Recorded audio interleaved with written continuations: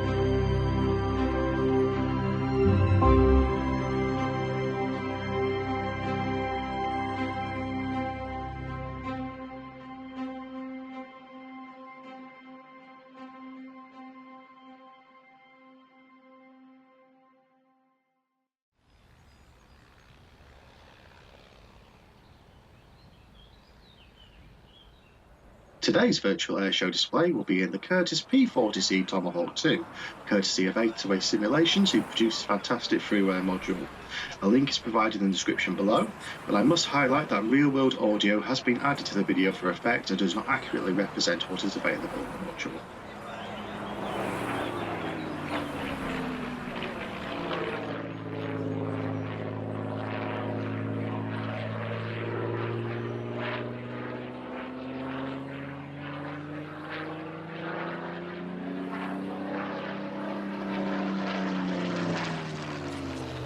During this video, I will showcase the operation of the P-40 from pre-flight to shutdown, including a 10-minute solo display over the airfield. This video is not a tutorial in itself, as many are available online. However, real-world procedures and training material were sourced for the production of this video. Okay, so having entered the cockpit and strapped ourselves in, we are now ready to pre-flight the aircraft. The first action is to select the fuel tank we'll be starting on. Real-world manuals do state to start the aircraft on the fuselage tank, however these tanks overflow into the reserve tank, and due to that being full we need to create some room for the overflow to prevent overspill of fuel from the aircraft. Starting with the checklist. Check magnetos are off. Check gear and flaps are in neutral.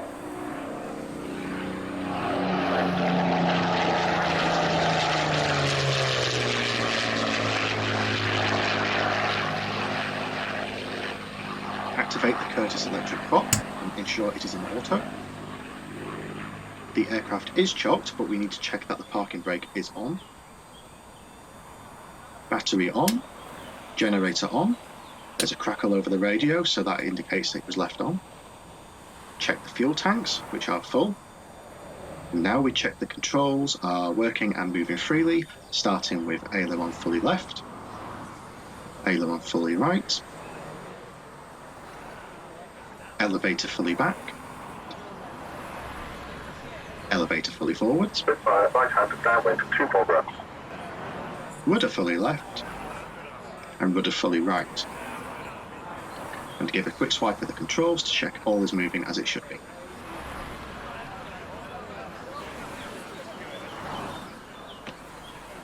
Check that our press stone cooling warning light is working.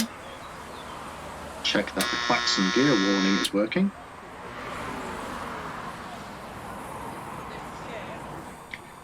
Check carburetor heat is set to cold, which it is when it is fully out.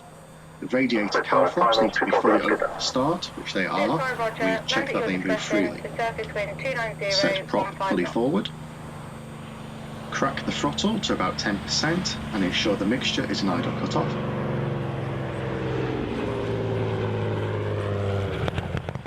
Switch mags to both. Pump the manual fuel pump a few times to create 4 pounds of pressure, which will allow me to prime the engine. Depending on the temperature will affect how many pumps of primer we need to give the engine. Today the temperature is a warm 17 degrees, so we'll give it 3 pumps as the aircraft is starting from cold.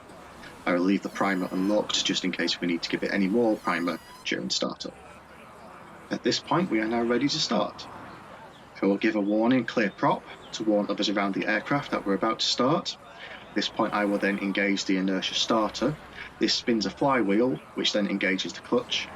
You will hear it increase in pitch as it spins faster, and once the pitch reaches continuous, it's then ready to start. At this point I will then flick the starter switch up, and all being well, this will start the engine. When it fires, I will advance the mixture to auto rich, and once it is running steady, I will then lock the primer. So here we go. Clear prop! Clear.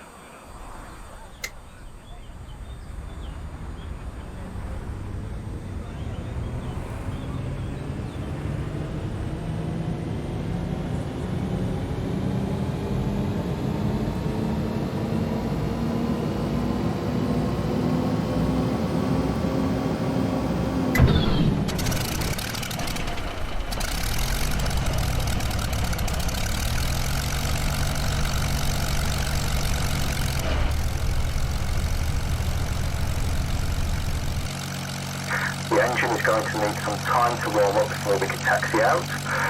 We do this by leaving it running at idle between 800 to 1000 RPM and wait for the temperatures to increase to a minimum of 40 degrees on the oil and 80 degrees on the coolant. During this time there are things we can do. The first is to check the engine driven hydraulic pump is working. This is activated by a switch on top of the stick. We check the flaps, as checking the gear would lead to a significant emotional event and bad days all around.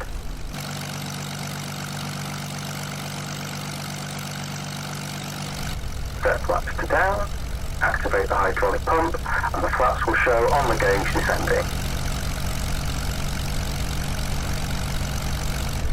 Flaps now fully down, switch back to up, and repeat the process.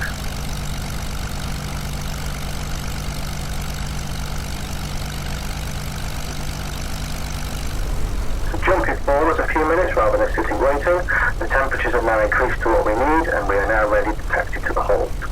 I've switched over to the fuselage tank as I have created plenty of room in the reserve tank for any overflow and is now on the correct tank for takeoff.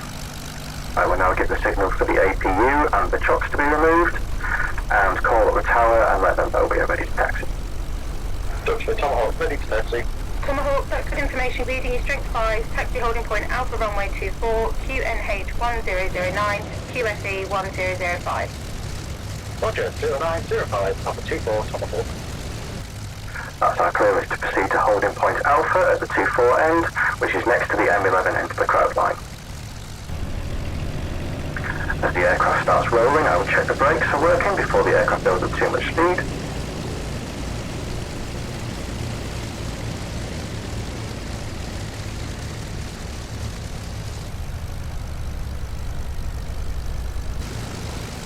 As I taxi, I need to take account of the limited view over the nose of the aircraft, meaning that I need to do S-turns to see what's ahead. In this case, I know that my route to Alpha is clear, but I do need to be aware of the porter cabin at crash gate Delta and make sure that I leave plenty of room to clear it.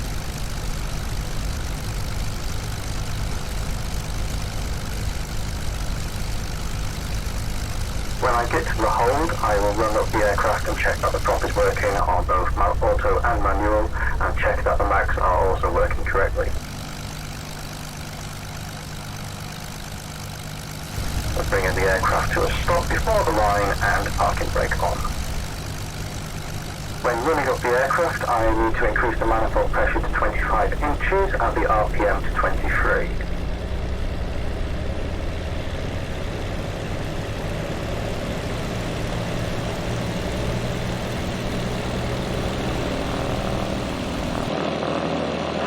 All's running steady, so bring the prop fully back and look for a drop in RPM. There he goes. Prop back fully forwards and looking for it to increase back to 23.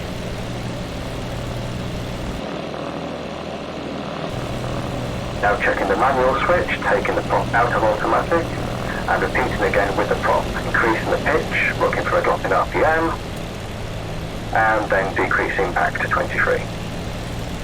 That's all fine, so switching back into automatic. Now to check the mags. In this case I'm looking for no more than a slight drop of 100 RPM on each switch. Any more than that and the engine will need to be shut down. Right, both, left, both. Happy days, all looking good, throttle back. Now to set the rudder and elevator trim for takeoff. I add 1.5 to the right, this helps counteract the swing of the engine on full power, and I add 1.5 to the elevator, which gives a bit of pitch authority. And lastly, one final check of the cockpit before we go. Check flaps and gear are neutral, trim is set, prop fully forward, fixture is an auto rich, battery and generator on, mags are set to both, flags are up, ready for takeoff, but I won't need them. Altimeter is correct, temperatures are looking good, primer is locked, radiator is fully open, and the manual hydraulic pump is set. Swipe to the controls, check all is okay, just in case. And then we're ready to go.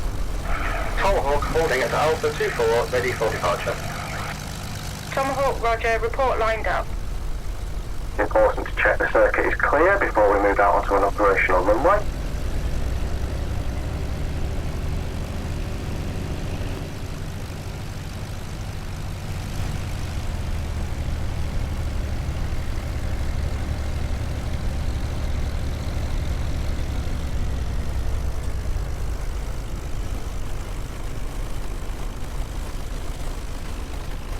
Tomahawk, take off at your discretion, surface wind 31011. Tomahawk, roger, 31011. The tower is happy and has given us clearance. There's a slight crosswind to be aware of, but no major issues.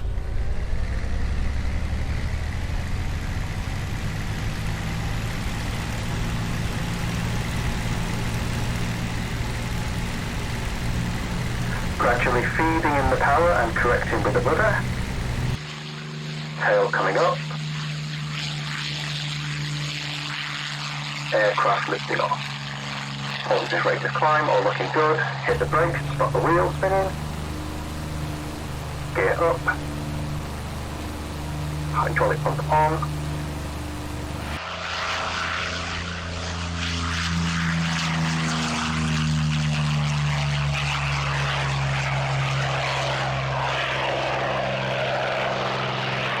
Give a couple of pumps on the manual pump and check it stiff, indicating that the gear is up and locked. Set gear to neutral and this will lock the hydraulics.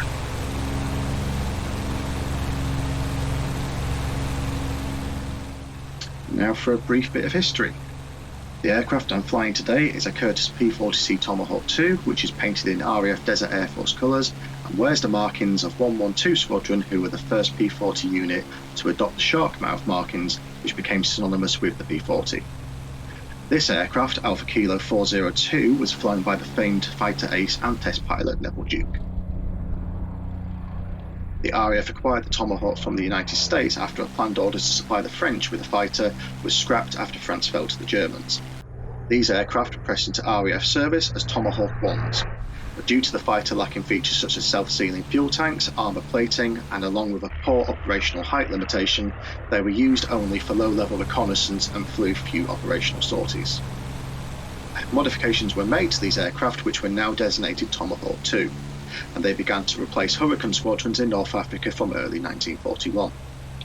These Tomahawks began to be phased out and replaced with the later versions of the P-40 Kitty Hawk from 1942 and then later Spitfires in 1943.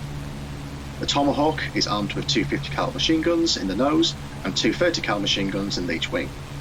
A drop tank can also be carried, but in the case of this display it is not fitted.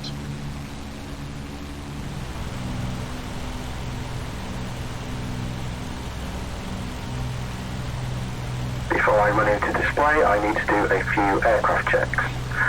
The aircraft is running fine, temperatures are looking good, there are no strange vibrations or anything of the sort from the aircraft.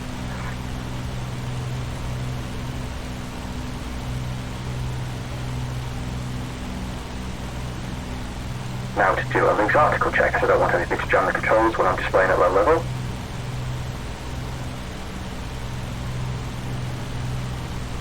I roll the aircraft inverted with an aileron roll.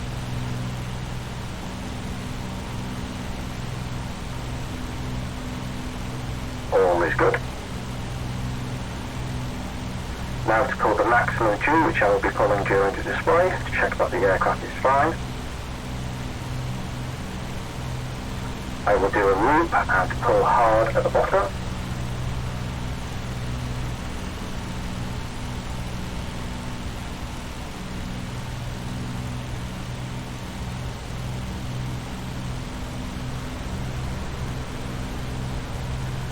You can hear the aircraft buffeting as the G increases. All good, and one last barrel roll.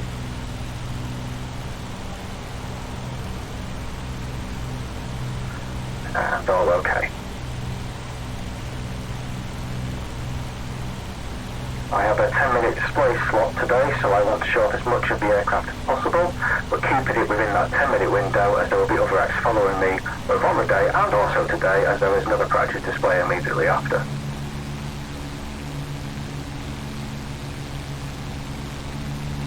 Starting to increase the power now and decreasing the height. I'm going to call the tower and let them know I'm running in. Tomahawk running in 15 seconds. Tomahawk, wind check 310 degrees, 13 knots.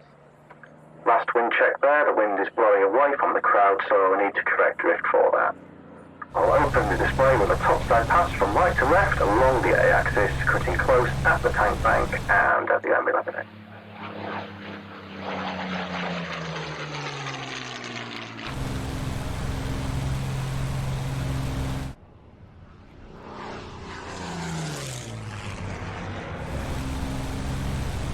Pitching up into a wing over to the right.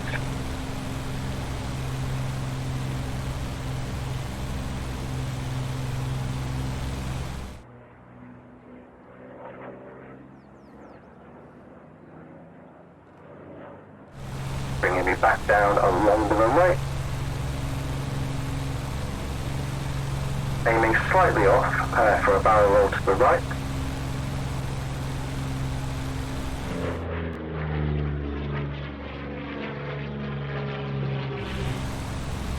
Running out on the intermediate axis at 45 degrees away from the crowd.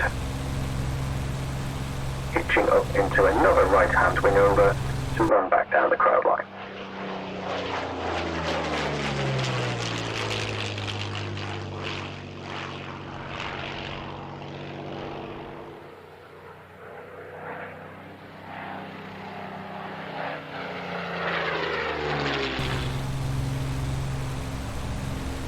Pitching up to a loop at crowd centre.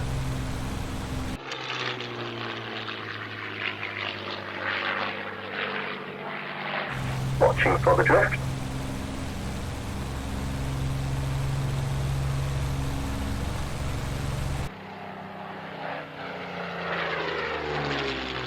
Out over the M11, pitching up into a tight right-hand wing over.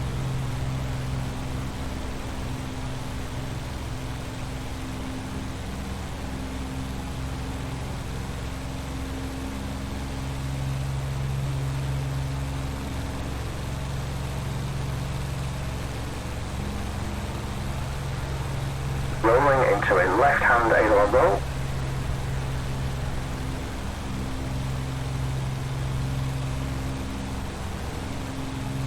Extending out low to increase the speed. Pulling up into a half Cuban.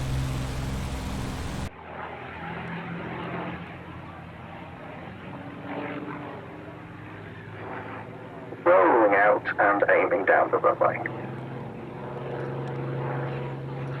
The drift has taken me to the right, but not too bad. Running low over the airfield and into a flat right-hand 360.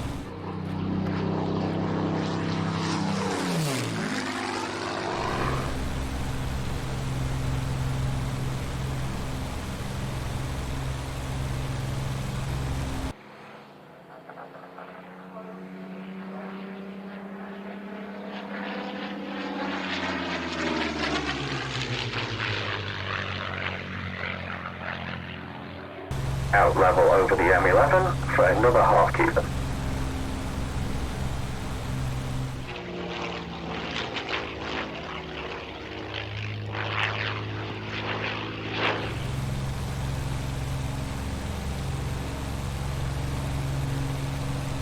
Now into a double loop at crowd center.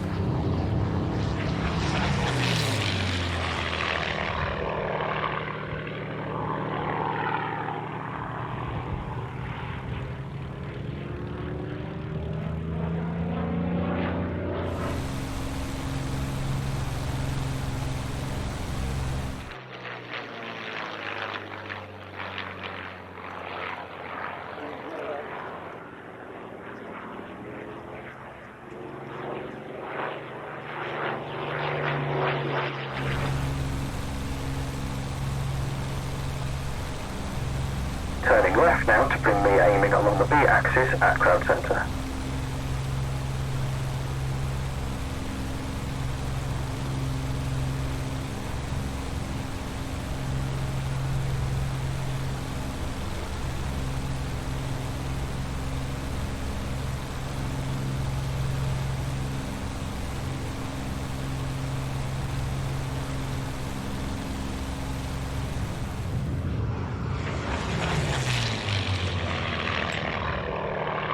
Pulling up into a quarter clover.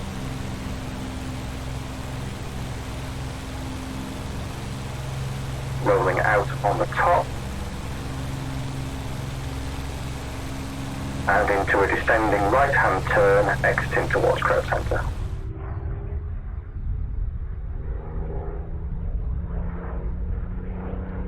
Pitching up into another quarter clover, this time exiting aiming to the right of the eastern crowd end at the M11 end.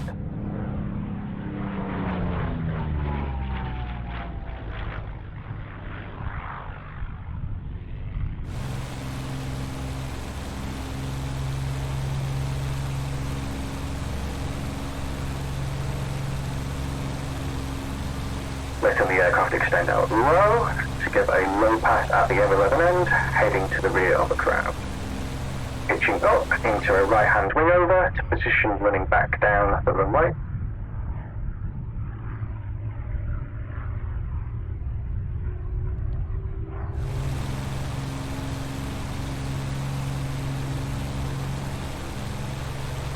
Low fast pass down the runway, giving a quick topside at the tank bank end.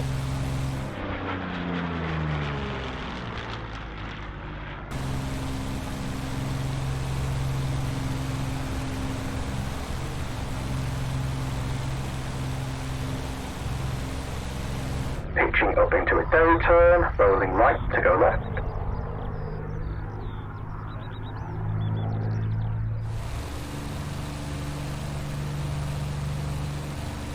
Running back in for another topside pass down the crowd line.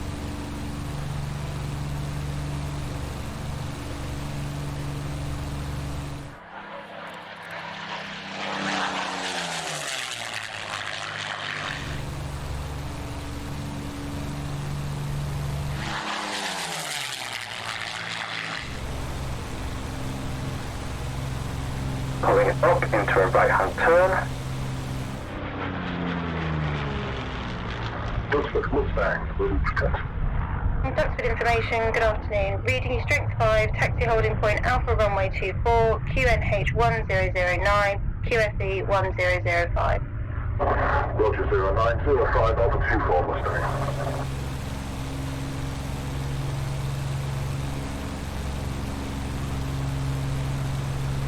Diving down along the runway, pitching steeply up at crowd centre for a quarter clover.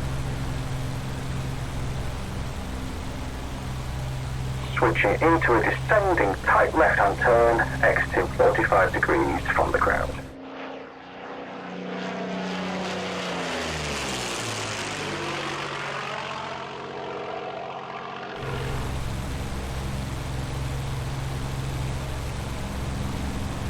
Right-hand turn to run back in along the runway.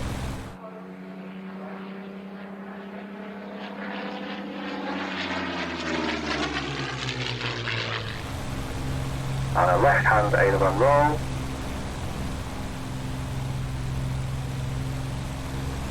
Cutting it short to run 45 degrees to the left of the crowd, heading towards Duxford Village. Turning tightly to the left to make sure I don't overfly Duxford Village.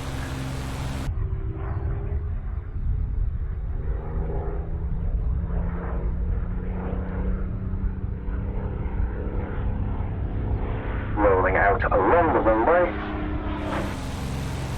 Pulling it up sharply into reverse half Cuban at crowd centre.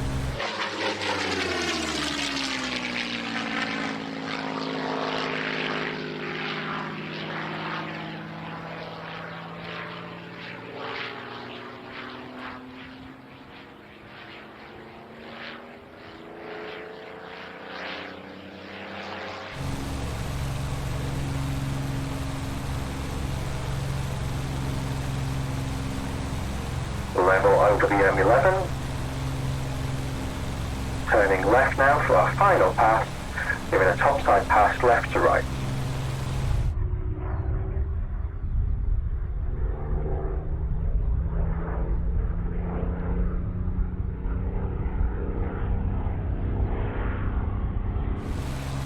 Tomahawk last pass.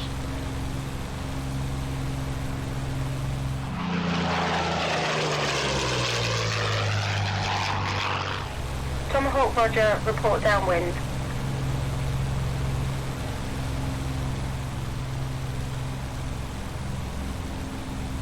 And that is display complete.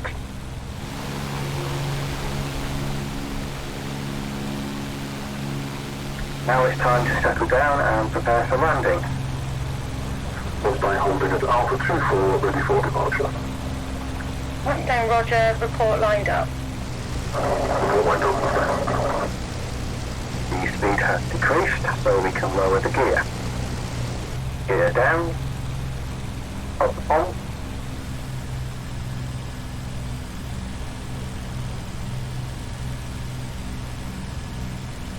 The gear doesn't come down at the same time, so as each leg hits the airflow, it causes the aircraft to significantly yaw around. But this settles the air once both wheels are down. Both wheels down and check with a pump on the manual. All looking good. Mustang, take off at your discretion. Surface wind 290, 08 knots. Flaps down, gear to neutral. The flaps descend very quickly, so a very short press on the pump is all that's required.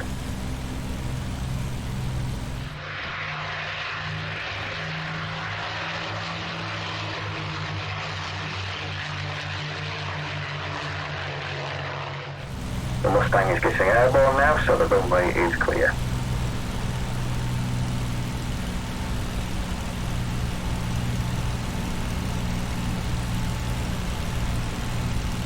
Carburetor heat on for landing, prop fully forward, radiator fully open. Tomahawk right hand downwind, 24 grass. All looking good, so flaps now fully down. Mustang, if you are visual with the Tomahawk, once he's down and you're happy, you can run in. Mustang Roger, I will run in when he exits the grass. The aircraft will start to sink quickly, hence the high approach height. Call finals to the tower. Tomahawk turning final 24 grass with the gear. Tomahawk, roger, land at your discretion, surface wind 270, 19 knots. Speed is good, rate of descent is good.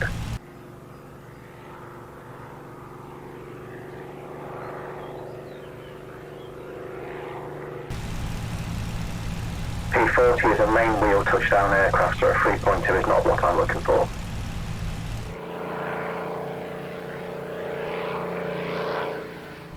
Crossing the threshold, all looking good.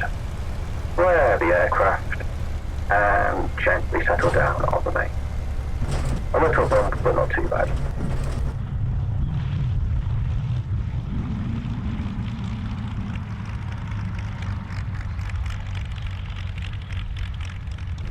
Letting the aircraft run out now to the end of the grass runway.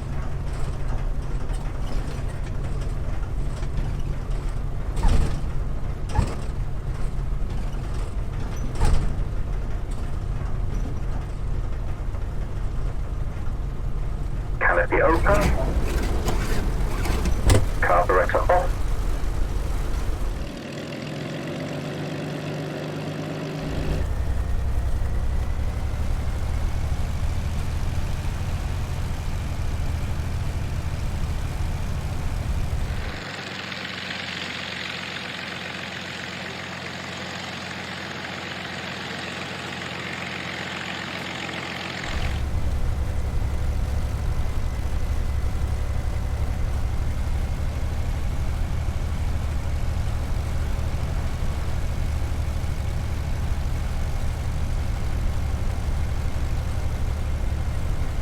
Flap set up, making sure it's the flaps and not the gear.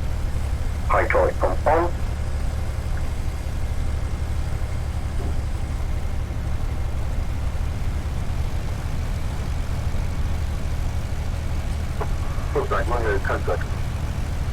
Mustang, roger, wind check 295 degrees, 10 knots. And here comes the next set.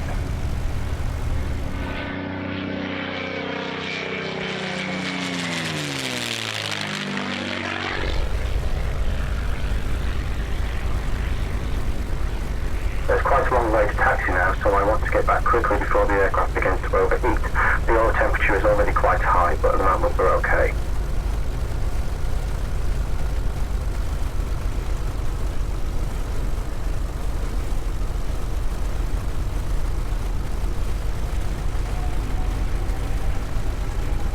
Give a wave to the fence duction enclosure.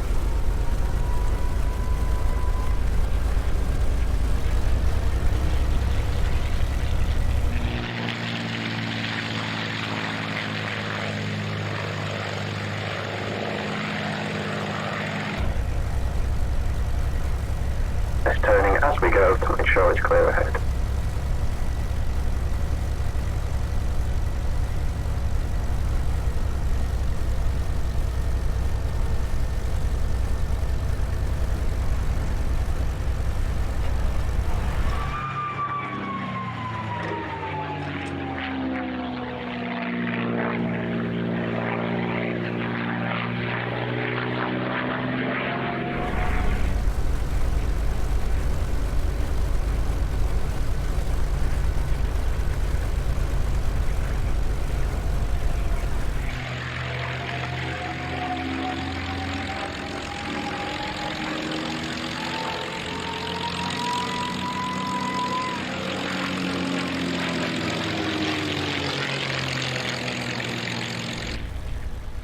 So whilst we taxi back, I'll briefly explain my vision for this channel going forwards.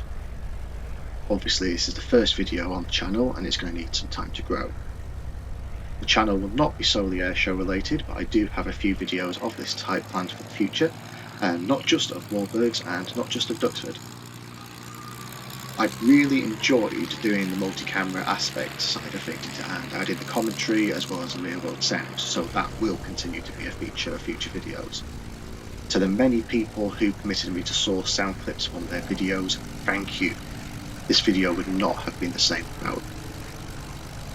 This project was a huge learning curve as this style of editing was completely new to me. everything has been filmed using the default FSX camera, as I couldn't source FS Recorder anywhere online, meaning that it took months to produce this video with constant reshoots. However, I'm really happy with how it's turned out. In the coming months, I plan to feature DCS and IL2 content with some cinematics produced as well, but obviously I need an audience to make these worthwhile, so if that sounds up your street, please like, share and subscribe, and I'll keep up my end of the bargain.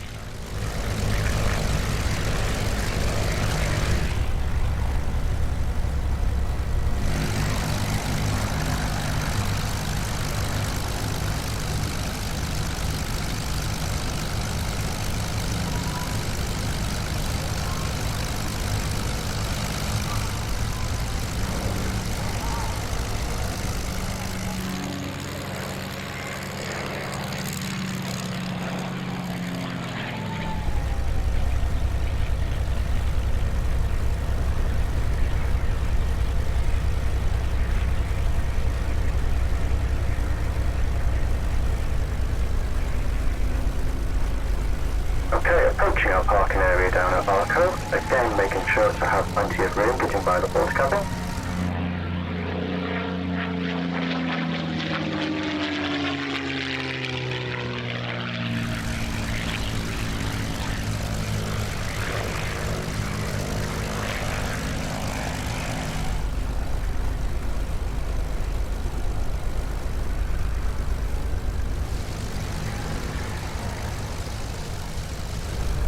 I'll put the aircraft on the grass this time.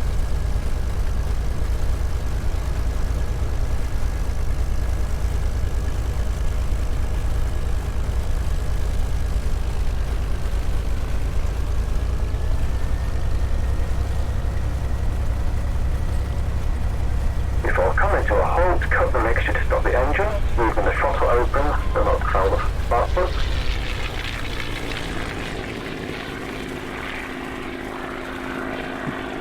Parking brake on.